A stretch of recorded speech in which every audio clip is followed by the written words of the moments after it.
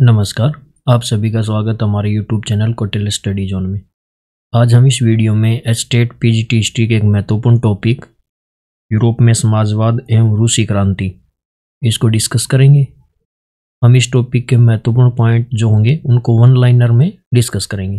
तो आइए शुरू करते हैं। कौन से विद्वानों ने भारत में फ्रांसीसी क्रांति के महत्व का उल्लेख किया है? तो ये विद्वान थे राजा राममोहन राय और डेराजियो।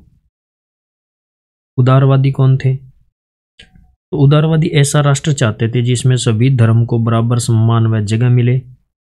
ये वंश आधारित शासकों की अनियंत्रित सत्ता के विरोधी थे। यह सरकार के समक्ष व्यक्ति मात्र के अधिकारों की रक्षा के पक्षधर थे।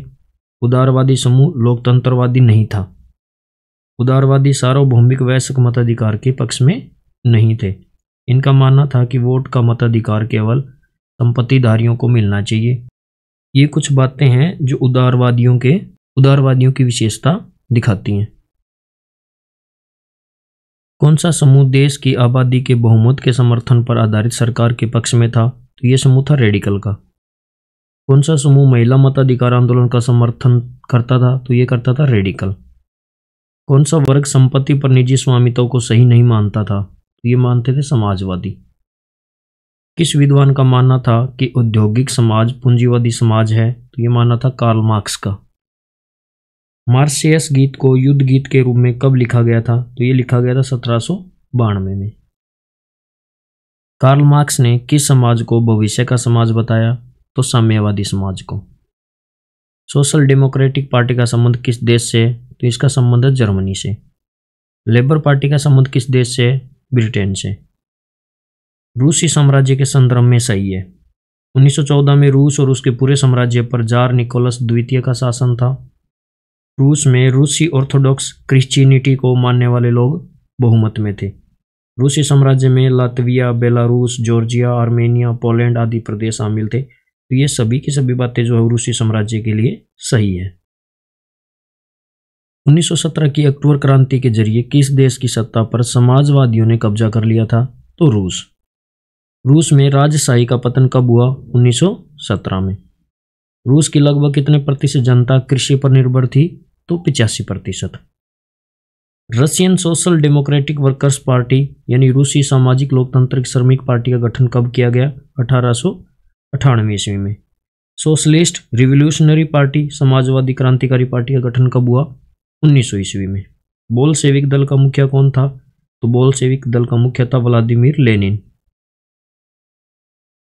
असेंबली ऑफ रशियन वर्कर्स रूसी श्रमिक सभा का गठन कब हुआ था? 1904 ईस्वी में।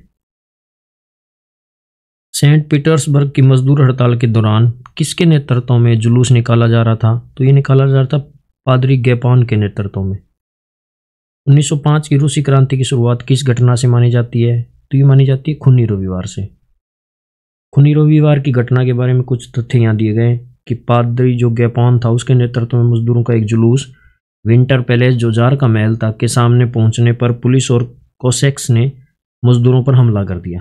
इस घटना में 100 से ज़्यादा मजदूर मारे गए तथा 300 के लगभग मजदूर वो घायल हो गए। 1905 की जो रूसी क्रांति है उसकी शुरुआत इसी घटना से मानी जाती है। ड्यूमा क्या था? तो ड्यूमा एक निर्वाचित परामर्शदाता संसद थी। जदीदी रूसी साम्राज्य में सक्रिय मुस्लिम सुधारवादी थे, उनको जदीदी बोला जाता था। रूसी स्टीम रोलर क्या था? शाही रूसी सेना थी। खूनी रविवार की घटना का संबंध किस क्रांति से है? तो ये रूस की क्रांति जो 1905 में हुई उससे इसका संबंध है। जार ने ड्यूमा के गठन पर अपनी सहमति कब दी थी? तो 1905 में। सेंट पीटर्सबर्ग का नाम बदलकर क्या रख दिया गया था? तो इसका नाम रख दिया गया था पेट्रोग्राड या पेत्रोग्राद। जारीना अलेक्जेंड्रा कौन थी? तो ये थी जार की पत्नी। रासपुटिन कौन था? तो ये ढोंगी सन्यासी था। किस देश की सेना दुनिया की सबसे बड़ी सशस्त्र सेना मानी जाती है? तो ये मानी जाती है रूस की। प्रथम विश्व युद्ध के दौरान कौन केंद्रीय शक्तियों के रूप में शामिल था? तो केंद्रीय शक्तियां जो थी वो थी ऑस्ट्रिया, तुर्की और जर्मनी। सेंट पीटर्सबर्ग का नाम क्यों बदल दिया गया था? क्योंकि एक जर्मन नाम था। कौन सा दिन आगे चलकर अंतर्राष्ट्रीय महिला दिवस के नाम से प्रसिद्ध हुआ था? तो ये दिन था 22 फरवरी। अंतर्राष्ट्रीय महिला दिवस जो अब है वो मनाया जाता है अब 8 मार्च को, क्योंकि जो पहले 22 फरवरी को मनाया गया था वो ये रूसी कैलेंडर और बाद में जो ग्रेगोरियन कैलेंडर था इसमें कुछ दिनों का इसमें डिफरेंस था, जो आगे आएगा जब डिटेल में आपको बताया जाएगा। फरवरी क्रांति के दौरान सरकार ने ड्यूमा को कब बर्खास्त किया था? तो ये किया था 25 फरवरी को।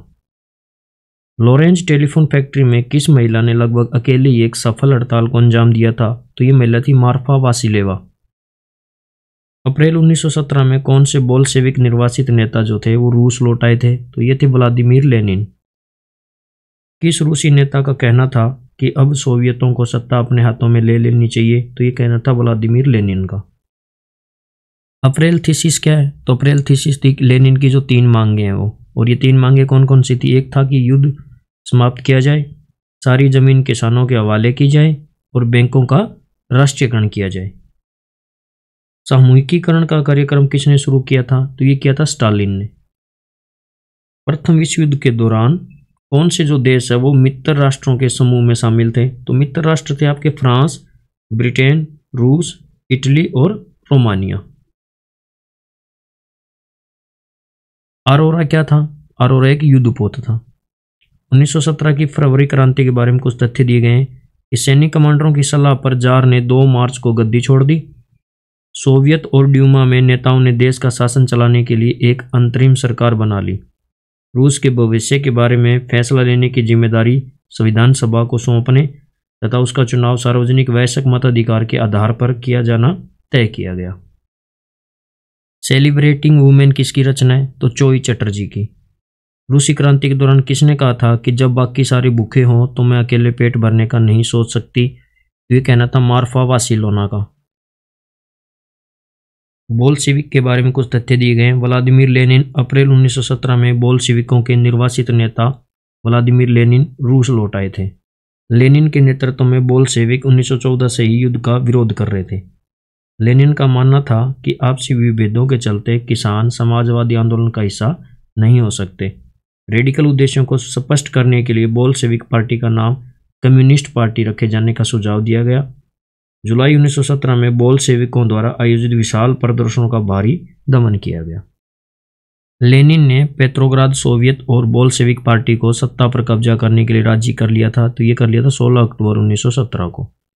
सत्ता पर कब्जे हेतु किसके नेतृत्व में सोवियत की ओर से एक सैनिक क्रांतिकारी समिति का गठन किया गया था? तो ये किया गया था लियोन ट्रोटोस्की के नेतृत्व में। अक्टूबर क्रांति के दौरान किस दिन विद्रोह शुरू हुआ? तो ये हुआ था 24 अक्टूबर को। अब हम बात करेंगे कैलेंडर की। रूस में 1 फरवरी 1918 तक जूलियन कैलेंडर का अनुसरण किया जाता था। ग्रेगोरियन कैलेंडर जो जूलियन कैलेंडर के बाद अपनाया गया, जूलियन कैलेंडर से 13 दिन आगे चलता है। ग्रेगोरियन कैलेंडर के हिसाब से जो फरवरी क्रांति है वो 12 मार्च को तथा अक्टूबर क्रांति जो है वो 7 नवंबर को संपन्न हुई थी। इसलिए जो 22 फरवरी को जो महिला दिवस मनाया गया था वो अब कब मनाया जाता है? 8 मार्च को प्रतिवर्ष मनाया जाता है। रूस में अक्टूबर क्रांति के बाद आए बदलावों के संदर्भ में कौन सा विकल्प सही है? ज्यादातर उद्योगों और बैंकों का नवंबर 1917 में ही राष्ट्रीयकरण किया जा चुका था तथा इनका स्वामित्व और प्रबंधन सरकार के नियंत्रण में आ चुका था। जमीनों को सामाजिक संपत्ति घोषित करने के साथ साथ किसानों को सामंतों की जमीनों पर कब्जा करने की खुली छूट दे दी गई थी। शहरों में बोल्शेविकों ने मकान मालिकों के लिए पर्याप्त हिस्सा छोड़कर उनके बड़े मकानों के छोटे छोटे हिस्से कर दिए ताकि बेघर-बार या जरूरतमंद लोगों को भी रहने की जगह दी जा सके। बोल्शेविकों ने अभिजात्य वर्ग द्वारा पुरानी पदवियों के इस्तेमाल पर रोक लगा दी। परिवर्तन को स्पष्ट रूप से सामने लाने के लिए सेना और सरकारी अफसरों की वर्दियां बदल दी गई। 1918 में आयोजित परिधान प्रतियोगिता में सोवियत टोपी जिसको बुदियोनोवका का चुनाव किया गया। तो रूस में अक्टूबर क्रांति के बाद ये सारे के सारे बदलाव किए जाते हैं। कुलक क्या था? कुलिक रूस में संपन्न किसान को बोला जाता था। लेनिन के बाद बोल्शेविक पार्टी की कमान किसने संभाली? स्टालिन ने। रूस में प्रथम पंचवर्षीय योजना के दौरान किस औद्योगिक उत्पादन में 100% तक वृद्धि दर्ज की गई थी? तो ये तेल के उद्योग में भी, कोयला उद्योग में और स्टील उद्योग में। रूस में प्रारंभ की गई प्रथम पंचवर्षीय योजना जो थी उसका काल क्या था? ये था 1927 से 1932 में। और द्वितीय पंचवर्षीय योजना जो थी वो थी 1933 से 1938। सोवियत समाजवाद पर लिखी निम्न पुस्तकों में आर.एस. अवस्थी की पुस्तकें कौन सी है? तो ये सारी आर.एस. अवस्थी की पुस्तकें हैं। Russian revolution, Lenin, his life and his thoughts, the red revolution, ये सारी की सारी आर.एस. अवस्थी की पुस्तकें हैं। एस.डी. विद्यालंकर ने सोवियत समाज विषय पर लिखी पुस्तकें, जो इन्होंने पुस्तकें लिखी वो है rebirth of Russia, the Soviet state of Russia. Winter palace, जो जार का महल है, वो किस नदी के किनारे स्थित था? तो वो था नेवा नदी के किनारे। किस भारतीय ने रूस का दौरा किया था साथ ही सोवियत समाजवाद के बारे में लिखा? तो रूस का दौरा किया था रविंद्रनाथ टैगोर ने और जवाहरलाल नेहरू ने। सोवियत रूस में किस भारतीय ने लिखा था कि अपनी जिंदगी में पहली बार हम लोग यूरोपियों को एशियाइयों के साथ मुक्त भाव से मिलते बतियाते देख रहे थे। जब हमने रूसियों को देश के बाकी लोगों के साथ सहज भाव से घुलते मिलते देखा तो हमें यकीन हो गया कि हम सच्ची समानता की दुनिया में आ पहुंचे हैं। तो ये कहना था शौकत उस्मानी का। निम्न में से किस भारतीय ने सोवियत समाजवाद के संदर्भ में लेखन कार्य किया है? तो सोवियत समाजवाद के बारे में लेखन कार्य शौकत उस्मानी ने, आर.एस. अवस्थी, एस.डी. विद्यालंकर, इन सभी ने किया है। कौन सा शब्द कम्युनिस्ट इंटरनेशनल का संक्षिप्त रूप है? तो यह है कॉमिंटर्न। तो इस वीडियो में इतना ही। आपको वीडियो कैसी लगी कमेंट करके ज़रूर बताएं। अगर आपने चैनल अब तक सब्सक्राइब नहीं किया तो चैनल को सब्सक्राइब करें। Thank you.